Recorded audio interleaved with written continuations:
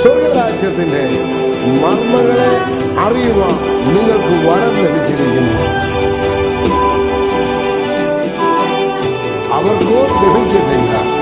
ഉള്ളവന് കൊടുക്കും, ഇല്ലാത്തവരോട് ഉള്ളതും കൂടി എടുത്തു കളയും എന്ന് യേശു കർത്താവ് തന്റെ ശുശ്രൂഷ വേളയിൽ പറയുവാനിടയായി. വേഗം വരുന്നവനായ കർത്താവായ യേശു ക്രിസ്തുവിന്റെ ധന്യമുള്ള നാമത്തിൽ എന്റെ സ്നേഹവും വന്ദനവും ആദ്യമായി അറിയിക്കുന്നു. ദൈവമായ കർത്താവ് നിങ്ങളെ എല്ലാവരെയും ധാരാളം അനുഗ്രഹിക്കുകയും സഹായിക്കുകയും ചെയ്യട്ടെ. ഇന്ന് നമ്മൾ ചിന്തിക്കാൻ പോകുന്നത് ലൂക്കോസിന്റെ സുവിശേഷം 18-ാം അധ്യായത്തിലേക്കാണ്. നിങ്ങളെല്ലാവരും ബൈബിൾ ഉള്ളവരെല്ലാം എടുക്കുക, ആരും വായിക്കരുത്, വായിക്കാനായിട്ട് സമയവുമില്ല. ഞാൻ വളരെ വേഗത്തിലാണ് പറയാൻ പോകുന്നത്. 10 കാര്യങ്ങൾ അവിടെ പറഞ്ഞിട്ടുണ്ട്. യേശു ആര് എന്നുള്ളതിന് 10 കാര്യങ്ങൾ. ഞാൻ നിങ്ങളോട് ചോദിക്കട്ടെ, യേശു നിനക്കാരാണ്? യേശു ആർ എന്നുള്ള ചോദ്യത്തിന് മുൻപിൽ ഞാനും നിങ്ങളും അവരവരോട് ചോദിക്കണം, യേശു എനിക്ക് ആരാണ്? ഹല്ലേലൂയ. അതാണ് നമ്മൾ ചിന്തിക്കാനായിട്ട് പോകുന്നത്. യേശു ഒന്നാമത് നമ്മൾ കാണുന്നത്, യേശു അതിൻ്റെ 1 മുതൽ 8 വരെയുള്ള വേദവാക്യത്തിനകത്ത് എന്താണ്, ഇടപെടാതെ അല്ലെന്നുണ്ടെങ്കിൽ മടുത്തു പോകാതെ പ്രാർത്ഥിപ്പീൻ എന്ന വിഷയത്തെക്കുറിച്ചാണ് കർത്താവോട് പറഞ്ഞതിന് ശേഷം ഒരു ഉപമ അവരോട് പറയുന്നുണ്ട്. ആ ഉപമയാണ്, ഒരു വിധവയായ സ്ത്രീയെ ഒരു ന്യായാധിപന്റെ അടുക്കൽ ചെല്ലുന്നു. അതേത് ന്യായാധിപനാണ്? ദൈവത്തെ ഭയമോ മനുഷ്യനെ ശങ്കയോ ഇല്ലാത്ത ഒരു ന്യായാധിപന്റെ അടുക്കൽ ചെല്ലുന്നു. അവന്റെ അടുക്കൽ അവൾ എന്തുകൊണ്ട് യേശു അവളോട് അവിടെ പോകുന്ന കാര്യത്തെക്കുറിച്ച് പറഞ്ഞു എന്ന് ചോദിച്ചാൽ, ഒരു ദുഷ്ടനായ അല്ലെന്നുണ്ടെങ്കിൽ അനീതിയുള്ള ഒരു ന്യായാധിപൻ പോലും പ്രതിക്രിയ നടത്തി രക്ഷിക്കും എന്ന് കർത്താവ് വളരെ ശക്തമായി പറയുന്നു. നോക്കണേ, അനീതിയുള്ള ന്യായാധിപൻ പോലും അവളെ പ്രതിക്രിയ നടത്തി രക്ഷിക്കും. എന്നിട്ട് കർത്താവ് പറയുന്നത്, ദൈവമോ രാപ്പകൽ തന്നോട് നിലവിളിക്കുന്ന വൃദ്ധന്മാരുടെ കാര്യത്തിൽ വേഗത്തിൽ അവരെ പ്രതിക്രിയ നടത്തി രക്ഷിക്കും എന്ന് കർത്താവ് വളരെ ശക്തമായിട്ട് പറഞ്ഞു. എന്താണ് ഞാൻ പറയുന്നതിന് സാരം? യേശു നമ്മുടെ നീതിയുള്ള ന്യായാധിപനാണ്. നിന്റെ വിഷയത്തിന് പരിഹാരം വരുത്തി മറുപടി നൽകുന്നവനാണ് അവൻ, പ്രതിക്രിയ നടത്തി രക്ഷിക്കുന്നവനാണ് എന്ന് 7-ാം വാക്യത്തിൽ നിങ്ങൾക്ക് വായിക്കുവാൻ സാധിക്കും. സ്തോത്രം. ഞാനിതിവിടെ 2 കാര്യങ്ങളാണ് അവിടെ നിങ്ങളെ കാണിച്ചത്. ഒന്ന്, യേശു നീതിയുള്ള ന്യായാധിപതിയായി അവിടെ കാണുന്നു. രണ്ടാമത് അവിടെ കാണുന്നത്, അവൻ നിലവിളിക്കുന്ന വൃദ്ധന്മാരുടെ കാര്യത്തിൽ അവൻ വേഗത്തിൽ അവരെ പ്രതിക്രിയ നടത്തി രക്ഷിക്കും. അപ്പോൾ പ്രതിക്രിയ നടത്തി രക്ഷിക്കുന്ന ഒരുവനാണ് യേശു. സ്തോത്രം. മൂന്നാമതായി കാണുന്നത്, പ്രൈസ് ദി ലോർഡ്, 9 മുതൽ 14 വരെയുള്ള വാക്യത്തിനകത്ത് നമുക്ക് കാണാൻ സാധിക്കും, 2 പേര് ദേവാലയത്തിൽ പ്രാർത്ഥിക്കാൻ വേണ്ടി പോകുന്നു. നിങ്ങൾ ആ പ്രാർത്ഥന വളരെ ശ്രദ്ധിച്ചു പറയണം. തങ്ങൾ നീതിമാന്മാരെന്ന് കുറിച്ച് മറ്റുള്ളവരെ ധിക്കരിക്കുന്ന ചിലരെ കുറിച്ച് അവനൊരു ഉപമ പറഞ്ഞത് എന്തെന്നാൽ, 2 മനുഷ്യർ പ്രാർത്ഥിക്കുവാൻ ദേവാലയത്തിൽ പോയി, ഒരുത്തൻ പരീശൻ, മറ്റവൻ ചുങ്കക്കാരൻ. പരീശൻ നിന്നുകൊണ്ട് തന്നോട് തന്നെ, ദൈവമേ, ഇനി ശ്രദ്ധിച്ചോണം, കർത്താവേ, ലോകത്തിലുള്ള മനുഷ്യരെല്ലാം പച്ചവെള്ളത്തെ പാപം പോലെ വലിച്ചു കുടിച്ചുകൊണ്ടിരിക്കുന്ന സമയത്ത്, കർത്താവേ, ഞങ്ങൾക്ക് ഇവിടെ കടന്നു വരുവാനും നിന്നെ ആരാധിക്കുവാനും ദൈവമേ നീ കൃപ തന്നതിനാൽ നന്ദിയോടെ സ്തോത്രം. കേട്ടിട്ടുണ്ടോ? എന്തുവാ ഇപ്പൊ ആ പ്രാർത്ഥന ഈ പ്രാർത്ഥന തമ്മിലുള്ള വ്യത്യാസം എന്തുവാ? അപ്പൊ ഞങ്ങൾ നീതിമാന്മാര്, പുറത്തുള്ളവരെല്ലാം അഴുക്കന്മാര്. ദൈവമക്കളെ, സ്തോത്രം. നമ്മൾ പ്രാർത്ഥിക്കുമ്പോൾ ഹല്ലേലൂയ, ദൈവത്തിന്റെ നീതി നമുക്ക് ലഭിക്കേണ്ടതിന് നമ്മൾ പ്രാർത്ഥിക്കണം. അപ്പോ ദൈവം നീതീകരിക്കുന്നവനാണ്. ദൈവത്തിന്റെ നീതി എനിക്കും നിങ്ങൾക്ക് ലഭിക്കേണ്ടതിന് നീതീകരണം ഉണ്ടാകുന്ന പ്രാർത്ഥന വേണം പ്രാർത്ഥിക്കുവാൻ. എങ്ങനെയാണ് നീതീകരണമുള്ള പ്രാർത്ഥിക്കേണ്ടത്? കർത്താവ് പറഞ്ഞതുപോലെ പ്രാർത്ഥിക്കണം. കർത്താവ് പറഞ്ഞ്, എൻ്റെ നാമത്തിൽ നിങ്ങൾ എന്ത് ചോദിച്ചാലും തരും. എന്ത് ചോദിക്കുക എന്ന് പറഞ്ഞാൽ അതിൻ്റെ അർത്ഥം കർത്താവ് പറഞ്ഞിട്ടുള്ള വാഗ്ദത്തങ്ങൾ. നമുക്ക് ഇതിനകത്ത് പല ദേവദാസന്മാർ 3000 വാഗ്ദത്തം എന്ന് പറഞ്ഞിട്ടുണ്ട്, 6000 വാഗ്ദത്തം എന്ന് പറഞ്ഞിട്ടുണ്ട്. ഞാൻ എണ്ണി നോക്കിയിട്ടില്ല.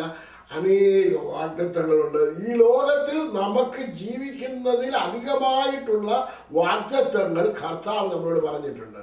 അത് നമുക്ക് ആവശ്യമായിരിക്കുന്ന എല്ലാ കാര്യങ്ങളും ഇതിനകത്തിലുണ്ട്. ഇന്നലെ ഒരാൾ എന്നോട് പറഞ്ഞു, ഞാൻ ഒരിടത്ത് പോയി ഇൻ്റർവ്യൂവിന്, ഇന്നലെ അല്ല 3-4 ദിവസമായി ഇങ്ങനെ നടന്നുകൊണ്ടിരിക്കുകയാണ്. ഭയങ്കര വെറി ഞാൻ അപ്സെറ്റാണ്, ഞാൻ ഡിപ്രസ്ഡ് ആണ്, ഞാൻ അങ്ങനെയാണ്, കർത്താവ് എൻ്റെ പ്രാർത്ഥന കേൾക്കുന്നില്ല, കർത്താവ് സൈലൻ്റായിട്ട് കുത്തിയിരിക്കുകയാണ് എന്നെല്ലാം ഒരുപാട് കംപ്ലൈൻറ്റുകളൊക്കെ പറഞ്ഞു. ഞാൻ പറഞ്ഞു, എൻ്റെ സഹോദര, ഞാൻ നിനക്ക് വേണ്ടി പ്രാർത്ഥിച്ചു, നിനക്ക് അത് ലഭിക്കും. ഫാസ്റ്ററെ, ഞാൻ പല പ്രാവശ്യം പോയി, എനിക്ക് 2-3 കഴിഞ്ഞ വർഷം എനിക്ക് പല ജോലികൾ നഷ്ടപ്പെട്ടു, എന്നെ എന്തുകൊണ്ട് ഇവിടെ നിൽക്കാൻ പറ്റുന്നില്ല, ഞാൻ ഒരുപാട് കാര്യങ്ങൾ പറഞ്ഞു കൊടുത്തു. Don't worry. പിന്നൊടുവിൽ എനിക്ക് വളരെ പ്രയാസം ഉണ്ടായിട്ട് ഞാൻ പറഞ്ഞു, എന്നാൽ നീ അവിടെ ഇരുന്നിട്ട് ഡിപ്രസ് ചെയ്യ്, നീ അവിടെ നിന്ന് വറി ചെയ്യ്, നീ അവിടെ നിന്നിട്ട് അപ്സെറ്റ് ആകുക, എന്നിട്ട് അതിൻ്റെ ഫൈനൽ റിസൾട്ട് എന്താണെന്ന് പറ, അതുകൊണ്ട് നിനക്ക് കിട്ടുന്ന ലാഭം എന്താണെന്ന് പറ. ഞാൻ വളരെ കോപത്തോടെ അത് പറഞ്ഞു കഴിഞ്ഞപ്പോൾ സ്റ്റോപ്പായി. അപ്പോൾ എന്നോട് എൻ്റെ ഭാര്യ ചോദിച്ചു, എന്തിനാ അങ്ങനെ വഴക്ക് പറഞ്ഞത്? ഞാൻ പറഞ്ഞു, ചിലരോട് വഴക്ക് പറഞ്ഞെങ്കിലേ ചിലർ മര്യാദ പഠിക്കത്തുള്ളൂ. ഈ വറി എല്ലാം സ്റ്റോപ്പ് ചെയ്ത് ഇന്ന് രാവിലെ എന്നോട് എനിക്ക് ഫോൺ വന്നേക്കെന്ന് എഴുതിയിരിക്കുന്നത് എന്താണെന്നറിയാമോ? പാസ്റ്ററെ, എനിക്ക് ആ ജോലി ലഭിച്ചു, താങ്ക് യു ഫോർ പ്രെയർ. അപ്പോൾ ഇത്രയും നേരം കർത്താവിനെ കുറ്റം പറഞ്ഞതും കർത്താവിനെ വഴക്ക് പറഞ്ഞതും നീ വെറി ആയതും നീ അപ്സെറ്റ് ആയതും നീ ഡിപ്രസ്ഡ് ആയതും വല്ല പ്രയോജനവുമുണ്ടോ? ഇതുകൊണ്ട് ദൈവമക്കളെ, ഞാൻ പറയുന്നതിൻ്റെ സാരം എന്താണെന്ന് ചോദിച്ചാൽ, നമ്മുടെ ജീവിതത്തിൽ കർത്താവിൻ്റെ സന്നിധിയിൽ നമ്മൾ നീതീകരിക്കുന്ന ദൈവമാണ്. അവൻ നമ്മളെ നീതിമാന്മാരാക്കി തീർത്തതാണ്. നമ്മുടെ നീതി കൊണ്ടല്ല, അവൻ്റെ നീതിയാൽ നമ്മളെ നീതീകരിക്കുന്നവനാണ്. അപ്പം നമ്മൾ ദൈവസന്നിധി പ്രാർത്ഥിക്കുമ്പോൾ പ്രാർത്ഥന ലഭിച്ചു എന്ന് വിശ്വസിപ്പീൻ. ഞാൻ പ്രാർത്ഥന കഴിച്ചത് ഇതല്ലെന്നുണ്ടെങ്കിൽ ഞാൻ പ്രാർത്ഥിച്ചതിന് മറുപടി ലഭിച്ചു എന്ന് വിശ്വസിപ്പീൻ. എന്നാൽ നിങ്ങൾക്ക് അത് ലഭിക്കുവാൻ ഇടയായി തീരും. Price the Lord. അവൻ നീതീകരിക്കുന്ന ദൈവമാണ്. Price the Lord. സ്തോത്രം. ഇനി അതിൻ്റെ അടുത്തത് 15 മുതൽ 17 വരെയുള്ള വാക്യത്തിൽ ശിശുക്കളെ അവന്റെ അടുക്കൽ വരുവാൻ വിളിക്കുന്നു.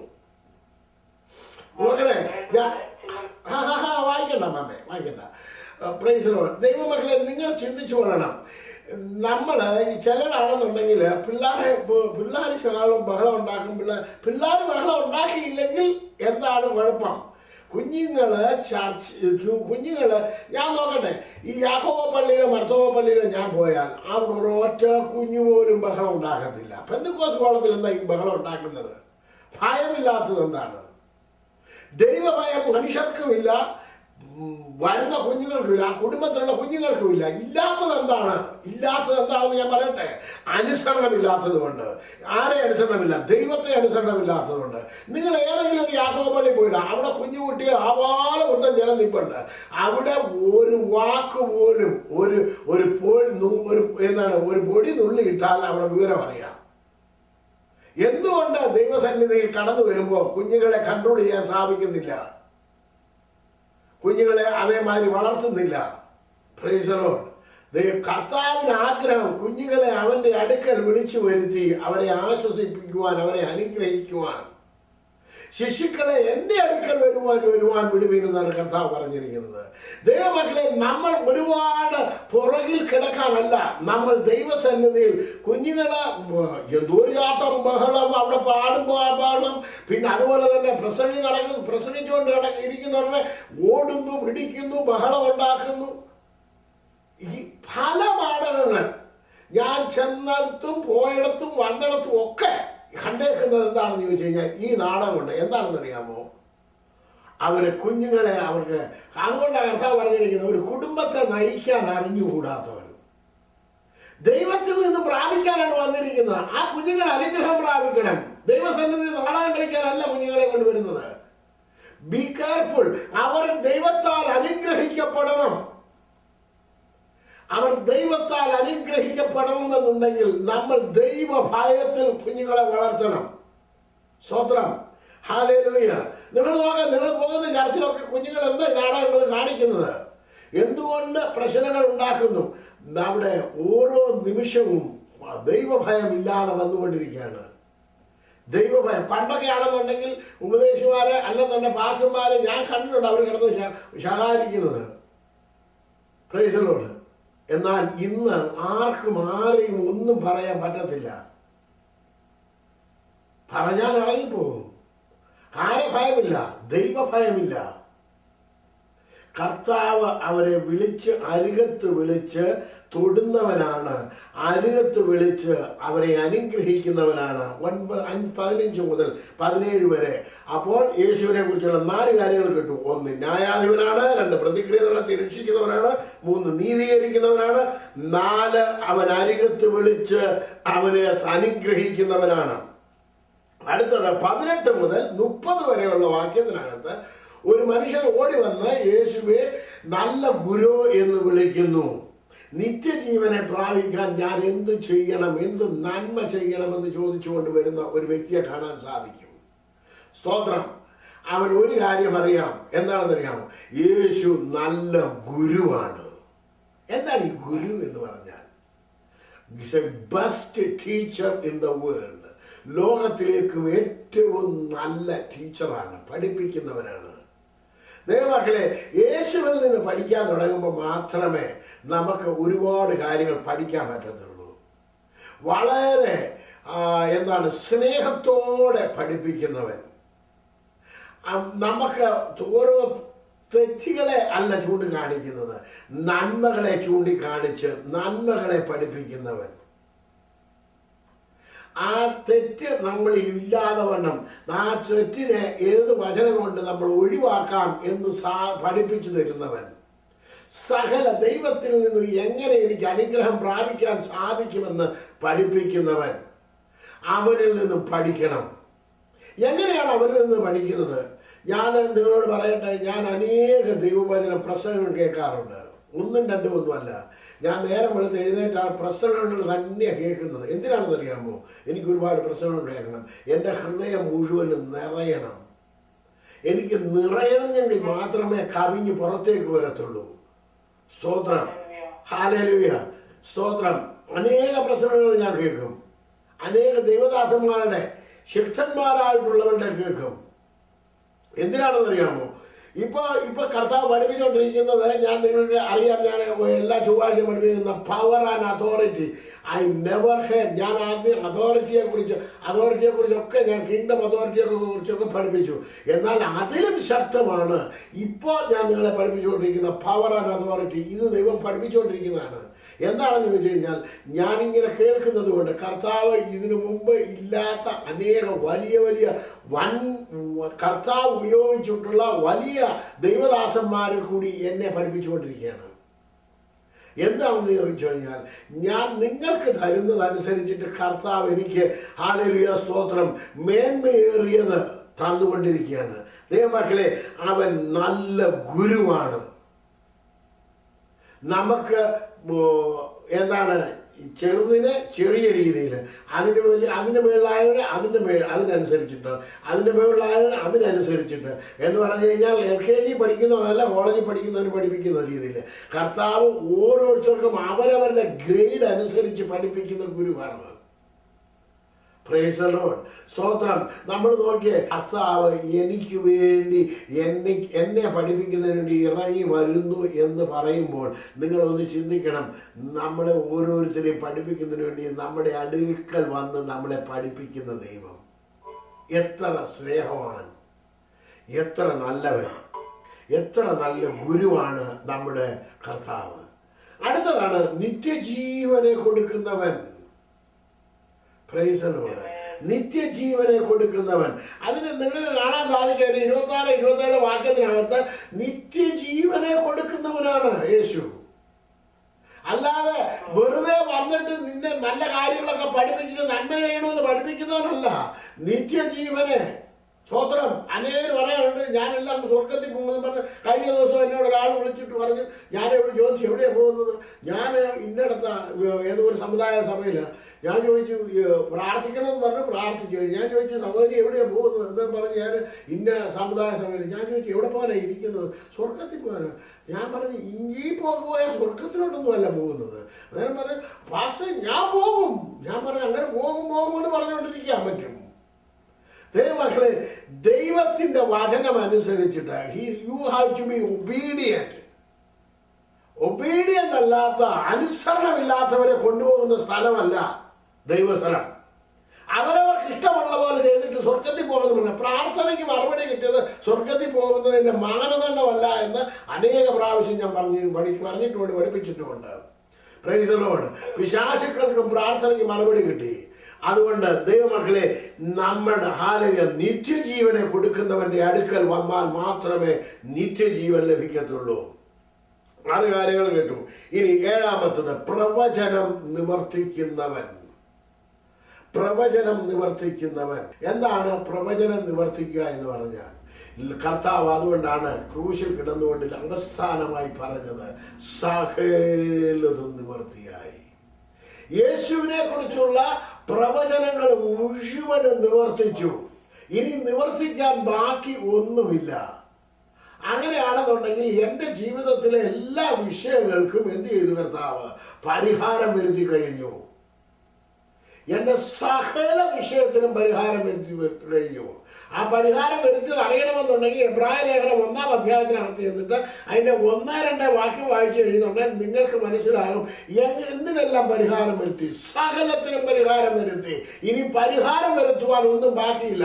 പക്ഷെ ചിലരുടെ പ്രാർത്ഥന കേട്ട് കഴിഞ്ഞാൽ തോന്നി ഇതുവരെ കർത്താവ് ഒരു കാര്യം ചെയ്തിട്ടില്ല, കർത്താവേ വല്ലതൊക്കെ ചെയ്യണേ കർത്താവേ എന്ന് പറഞ്ഞുള്ള ആ കരഞ്ഞ് വിളിച്ചുള്ള പ്രാർത്ഥന കേൾക്കുന്നുണ്ടെങ്കിൽ എനിക്ക് അവരെ കുറിച്ച് വലിയ സങ്കടം തോന്നിപ്പോകും. സ്വോത്രം. ദൈവമക്കളെ, നമ്മുടെ ജീവിതത്തിൽ ആ വാക്യം വേണമെങ്കിൽ ഒന്ന് വായിച്ചു. എബ്രായ ലേഖനം 1-2 വാക്യം. അന്നേരം നിങ്ങൾക്ക് കുറച്ചുകൂടെ കാര്യം മനസ്സിലായിരിക്കും. മനസ്സിലാക്കിയാലും മനസ്സിലാക്കിയില്ലെങ്കിലും പക്ഷേ പ്രാർത്ഥന അത് തന്നെയാണ് പിന്നത്തെ പ്രയോജനം.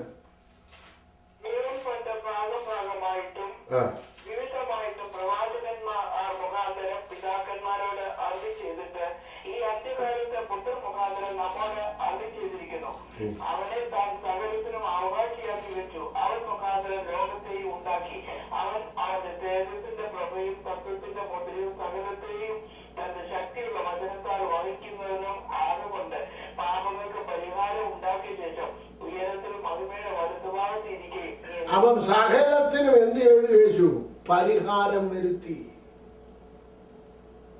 ഇനി ഏത് വിഷയമാണ് നിങ്ങൾക്ക് പരിഹാരം വരുത്താൻ ബാക്കിയുള്ളത്? ഒന്നുമില്ല ദൈവമക്കളെ. Everything is done. എല്ലാത്തിനും പരിഹാരം വരുത്തി. എബ്രായ ലേഖനം 7:22 വായിക്കുന്നത് അവൻ ഇതിന് എല്ലാത്തിനും ഉത്തരവാദിയായി തീർന്നിരിക്കുന്നു. അപ്പോൾ സകലത്തിനും പരിഹാരം വരുത്തിയതിനും ഉത്തരവാദിയായി തീർന്നിരിക്കുന്ന കർത്താവ്. എന്നാൽ അനേക പ്രാർത്ഥന എന്താണെന്നറിയാമോ? ഇതുവരെയും ഒന്നും ചെയ്തിട്ടില്ല. സ്തോത്രം. ഇതുവരെയും ഒന്നും കണ്ടിട്ടില്ല. അനേക പ്രസംഗങ്ങൾ കേട്ട് കഴിഞ്ഞാലോ അതുപോലെ തന്നെ ബൈബിളിനകത്ത് എന്തെഴുതിയിരിക്കുന്നു? ഹല്ലേലൂയ, നമ്മൾ അനുസരണമുള്ളവരായി മാറണം. Price the Lord. അവൻ സകലതും നിവർത്തിച്ചവനാണ്. സകല പ്രവചനങ്ങളും നിവർത്തിച്ചു. അതിനെ പ്രത്യേകിച്ച് കർത്താവിൻ്റെ മരണമടക്ക പുനരുത്ഥാനത്തെ കുറിച്ച് ആ 31 മുതൽ 34 വരെയുള്ള വാക്യത്തിൽ ലൂക്കോസിന്റെ സൂചന 18-ാം അധ്യായത്തിൽ പറയുമ്പോൾ ഒരു കാര്യം ഓർത്തു കൊള്ളണം. അത് അവർ വിശ്വസിച്ചിട്ടില്ല. മുമ്പ് വായിച്ച 24-ാം ലൂക്കോസിന്റെ 24-ാമത്തെ വാക്യത്തിൽ അവർ അത് വിശ്വസിച്ചിട്ടില്ല. എന്തുകൊണ്ട് വിശ്വസിച്ചിട്ടില്ല എന്ന് ചോദിച്ചാൽ ഇന്നും അനേകര് കർത്താവ് പറഞ്ഞതല്ല വിശ്വസിക്കുന്നത്. പിന്നെന്താണ്? അവർ ചിന്തിച്ചതാണ് അവർ വിശ്വസിക്കുന്നത്. Price the Lord. കർത്താവിന് വേണ്ടിയല്ല കാത്തിരിക്കുന്നത്, പിന്നെ എന്തിനു വേണ്ടിയാണ്? സ്തോത്രം. അവര് പറഞ്ഞ രീതി ഞാൻ ഞാൻ ഞാൻ അങ്ങനെയല്ല. ദൈവം ദൈവം ദൈവം അവൻ ചെയ്തത്. യേശു എനിക്ക് വേണ്ടി ചെയ്തത്. നോക്ക്, നിങ്ങളൊന്ന് ചിന്തിച്ച് നോക്കിക്കേ. ഈ കാലയളവ് വരെ ആയിട്ടും ദൈവം എനിക്ക് ഓരോ ദിവസവും എനിക്ക് ശുശ്രൂഷകൾ തന്നുകൊണ്ടേയിരിക്കുന്നു. എന്തുകൊണ്ടാണ് തരുന്നത്? ഞാൻ വല്ലതും ചോദിച്ചു വാങ്ങുന്നതാണോ, പിടിച്ചു വാങ്ങാൻ പോകുന്നതാണോ? അല്ലല്ലോ. ഞാൻ ഇന്നലെ രാത്രി പ്രാർത്ഥിച്ചുടനെ ഞാൻ കർത്താവേ ഇത്രത്തോളം എന്നെ കൊണ്ടുവരുവാൻ എനിക്ക് എന്ത് യോഗ്യതയുള്ളത്? ഒരു യോഗ്യതയില്ല. ഞാൻ അവന് നന്ദി കരയറ്റിക്കൊണ്ടേയിരിക്കുകയാണ്. എന്താണെന്നറിയാമോ? What ever he's doing for me, എനിക്ക് യേശു ചെയ്തതിനും യേശു എനിക്ക് വേണ്ടി ചെയ്തുകൊണ്ടിരിക്കുന്നതിനും ഞാൻ നന്ദി കരയറ്റിക്കൊണ്ടിരിക്കുകയാണ്. അപ്പോൾ എന്ത് ചെയ്യും? നന്ദി കരയറ്റുന്നതനുസരിച്ചിട്ട് കർത്താവ് എനിക്ക് ഏത് സ്പോട്ടിലാണ് എനിക്ക് എന്നെ കൊണ്ട് ചെയ്യിപ്പിക്കേണ്ടത് ആ സ്പോട്ട് എനിക്ക് വേണ്ടി തുറന്നു തരികയാണ്. ദൈവമക്കളെ, നമ്മൾ നന്ദിയുള്ളവരായിട്ട് മാറണം. അവൻ നമുക്ക് വേണ്ടി എല്ലാം നിവർത്തിക്കുന്നവനാണ്, പ്രവചനം നിവർത്തിക്കുന്നവനാണ്. അതിന് ഇനി 35 മുതൽ 39 വരെ നമുക്ക് കാണാൻ സാധിക്കുന്നത് ഇപ്രകാരമാണ്. യേശു, ഹല്ലേലൂയ, സ്തോത്രം, ഒരു കുരുടനായ മനുഷ്യനെ സൗഖ്യമാക്കുന്ന വിഷയമാണ്. അതിന്റെ 43 വരെയുള്ള വാക്യത്തിനകത്ത് നമുക്ക് കാണാൻ സാധിക്കും. അതിനകത്ത് 3 വിഷയങ്ങൾ നിങ്ങൾക്ക് കാണാൻ സാധിക്കും. അതിനകത്ത് ഒന്ന്, യേശു ദാവീദിന്റെ പുത്രൻ. ഈ ദാവീദ് പുത്രൻ എന്നുള്ള വിഷയം ഞാൻ പ്രവചന നിവൃത്തിയിൽ ഞാൻ നിങ്ങളെ പഠിപ്പിച്ചിട്ടുള്ളതാണ്. എന്തുകൊണ്ട് ഈ കുരുടൻ മനുഷ്യന്, കുരുടനായവന്, പ്രൈസറോട്, അവന് ഇതിന്റെ വെളിപ്പാട് ലഭിച്ചു. അവനോട് ചോദിച്ചു, ഈ ആരോ എന്തെന്ന് ചോദിച്ചപ്പോൾ പറഞ്ഞു, ഇത് നസറായനായ യേശു വരുന്നു. നസറായനായ യേശു എന്ന് കേട്ടപ്പോൾ ഇവൻ എന്തുകൊണ്ട് ദാവീദ് പുത്ര എന്ന് വിളിച്ചു? Price the Lord. അതാണ് നമ്മൾ അറിഞ്ഞിരിക്കേണ്ടത്. Price the Lord. അതിനകത്തില് ഞാനതൊന്ന് വായിച്ചു കേൾപ്പിക്കാം. 36-ാമത്തെ വാക്യം. പുരുഷാല കടന്നു പോകുന്നത് കേട്ടു, ഇത് എന്താ എന്ന് അവൻ ചോദിച്ചു. നസറായനായ യേശു കടന്നു പോകുന്നു എന്ന് അവർ അവനോട് അറിയിച്ചു. അവൻ വിളിക്കേണ്ടത് എന്തായിരുന്നു? യേശുവെ, നസറായനായ യേശുവെ എന്നല്ല വിളിക്കേണ്ടത്. എന്തുകൊണ്ട് ദാവീദ് പുത്ര എന്ന് വിളിച്ചു? ഇതാണ് ഒന്ന്, ദൈവവചനത്തിന്റെ വെളിപ്പാടുകളെ പ്രാപിക്കണം. ആ വെളിപ്പാടിന്റെ പുറത്താണ് അവന് സൗഖ്യം കിട്ടിയത്, അവന് കാഴ്ച പ്രാപിച്ചത്. അവനെപ്പോ കാഴ്ച പ്രാപിച്ചു എന്ന് കഴിഞ്ഞാൽ അവൻ വെളിപ്പാടുകളുടെ കാഴ്ച ആദ്യം പ്രാപിച്ചു. നസറായൻ എന്ന് പറഞ്ഞാൽ നസറേത്തല്ല അവിടുത്തെ വിഷയം. നസറേത്തിൽ പാർത്തത് കൊണ്ട് അവന് നസറായൻ എന്ന് വിളിക്കപ്പെടുന്നതിന് വേണ്ടിയാണ് അവിടെ പോയത്, അവിടെ താമസിപ്പിച്ചത് കർത്താവ്. എന്താണ് നസറായൻ എന്ന് പറഞ്ഞാൽ? Price the Lord. നസറായൻ എന്ന് പറഞ്ഞു കഴിഞ്ഞാൽ ദാവീദിന്റെ വേരിൽ നിന്നുമുള്ളവൻ, ഇശ്ശയായുടെ കുറ്റിയിൽ നിന്നുള്ളവൻ. He is the branch of David. അവൻ റൂട്ട് ഓഫ് ഡേവിഡ് എന്നുള്ളതിന്റെ അർത്ഥമാണ് നസറായൻ എന്നുള്ളത്. അത് ഞാൻ നിങ്ങളെ പഠിപ്പിച്ചതാണ്. ദൈവമക്കളെ, നമ്മൾ ഓർത്തു കൊള്ളണം, ഈ വെളിപ്പാട് ലഭിച്ചവനോടാണ് ഞാൻ നിനക്ക് എന്ത് ചെയ്തു തരണം എന്ന് ചോദിക്കുന്നത്. യേശു പറയുന്നത്, എനിക്ക് കാഴ്ച പ്രാപിക്കണം. ഇതൊക്കെ നോക്കണം. അവൻ എന്തെല്ലാമാണ് സംസാരിക്കുന്നത്. യേശുവേ, ദാവീദ് പുത്ര, എന്നോട് കരുണയുണ്ടാകണമേ. ഒന്നാമത്തെ കാര്യം, യേശു അവനെ വിളിച്ചപ്പോ അവൻ വിളിച്ച് പറഞ്ഞതാണ്, ഞാൻ നിനക്ക് എന്ത് ചെയ്യണമെന്ന് ചോദിച്ചപ്പോ അവൻ വിളിക്കുകയാണ്, കർത്താവേ, ലോർഡ്. എന്താണ് അതിന്റെ അർത്ഥം? ഒന്ന്, അവൻ യേശു ദാവീദിന്റെ പുത്രനാണ്. രണ്ട്, അവൻ കർത്താവാണെന്ന് അവൻ അംഗീകരിച്ചു. എന്താണ് കർത്താവേ എന്ന് പറഞ്ഞാൽ? കർത്തൃത്വം നടത്തുന്നവൻ. അപ്പോൾ എന്റെ മേൽ നിനക്ക് കർത്തൃത്വം ഉണ്ട് എന്ന് അവൻ വിശ്വസിച്ചു. ഇന്ന് അനേകർക്കുള്ള കുഴപ്പം എന്താണെന്നറിയാം? അവൻ കർത്താവാണെന്ന് പറയും, ആ കർത്താവിന്റെ അർത്ഥവും അറിയത്തില്ല. നിങ്ങളുടെ മേൽ അവനാണ് കർത്തൃത്വം നടത്തുന്നുണ്ടെങ്കിൽ നിങ്ങൾ ഈ രോഗത്തിന്മേൽ ഇരിക്കാൻ പാടില്ല. അവനാണ് കർത്തൃത്വം നടത്തുന്നുണ്ടെങ്കിൽ നിന്റെ വീട്ടിൽ ഈ പ്രയാസം ഉണ്ടാകാൻ പാടില്ല. യെശയ്യാപ്രവചനം 5-ാം അധ്യായത്തിന് 13-ാമത്തെ വാക്യത്തിൽ വായിക്കുന്നു, എന്റെ ജനം അറിവില്ലായ്കയാൽ അവർ പ്രവാസത്തിലേക്ക് പോകുന്നു. എന്റെ ജനം അറിവില്ലാത്തത് കൊണ്ട്. ദൈവമക്കളെ, ദൈവം ആരാണെന്ന് അവൻ റെക്കഗ്നൈസ് ചെയ്യുകയാണ്. അവൻ അതിന്റെ വെളിപ്പാട് ലഭിക്കുകയാണ്. ഹല്ലേലൂയ. അവൻ പറയുകയാണ്, നീ ദാവീദിന്റെ പുത്രനാണ് എന്ന് പറഞ്ഞാൽ നീ രാജാതി രാജാവാണ്, മഹാരാജാവാണെന്ന് അവൻ അംഗീകരിച്ചു. അത് മാത്രമല്ല അവൻ അംഗീകരിച്ചത്, യു ആർ മൈ ലോർഡ് നിന്നോട് അവൻ എൻ്റെ കർത്താവാണെന്ന് അംഗീകരിച്ചു. എൻ്റെ മേൽ നിനക്കാണ് കർത്തൃത്വം.